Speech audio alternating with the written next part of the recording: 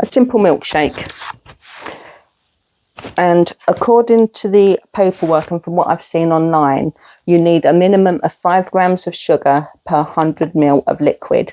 And this particular milkshake is 9 grams of sugar. So I'm hoping it will slush up without a problem. So this machine holds 1.9 litres of liquid, and we have, these are a litre each. So we'll see if we can get it all to the fill line. And we have the measurements here. It's typical. I mean, I work in mils and Ninja like to work in ounces. So the minimum fill line is here. And then the maximum fill line is here. So we'll pop the milkshake in and see what we can do. We are going to be trying lots of recipes, and Ninja do say not to put anything lumpy or whole in here. So if you want to do a cocktail, I've got some cocktail recipes that actually use fresh fruit. So what I will do before I try them is actually blend the fruit up and then strain it to remove any seeds. Where are we at? I'll be at we're above the middle line. Right, Mr. D, should we put the other one in or leave it there? Oh, leave it at that. Leave it there. How we go. Okay. We'll do that one in next time.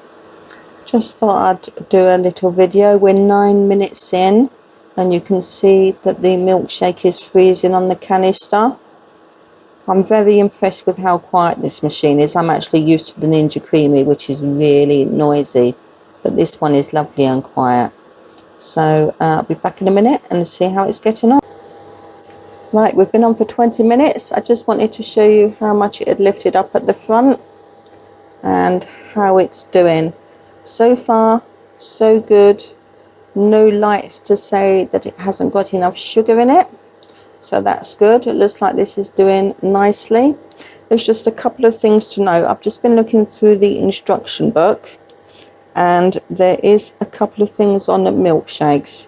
And it does say that if you do a milkshake or a frap, you need to actually dispense it from the machine within 30 minutes of the sound going off.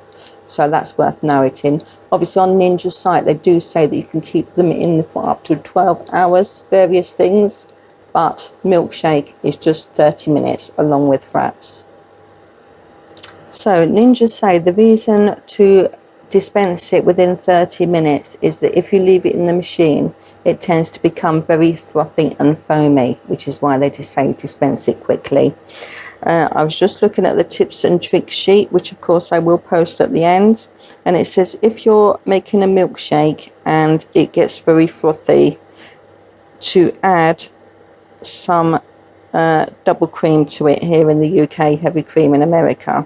And it says to add a tablespoon and see if that fixes the issue. So if you're having any troubles with milkshake and it's getting too frothy, just add some double cream into it. Just a tablespoon to start with and see how you go. Right, it's actually beeped for us at 30 minutes. That milkshake seemed to do the trick. I'm going to dispense it now and give it a taste test. As you can see, it's increased in size by quite a lot. Bearing in mind, this was just 1 litre of the milkshake that we put in here. So to dispense it, you just pull this forward, and it does look very nice.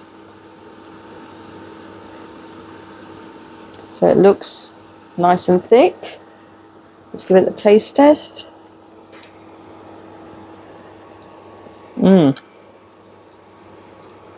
Oh my goodness, it's really, really light milkshake. It hasn't lost any of its taste, because we have bought this one before and just drunk it normally. It hasn't lost any of its taste at all, which I thought it might. So I'm really pleased with that. I'll just hand it to Mr. D and see what he thinks. I have to excuse the camera because he's holding the camera today. So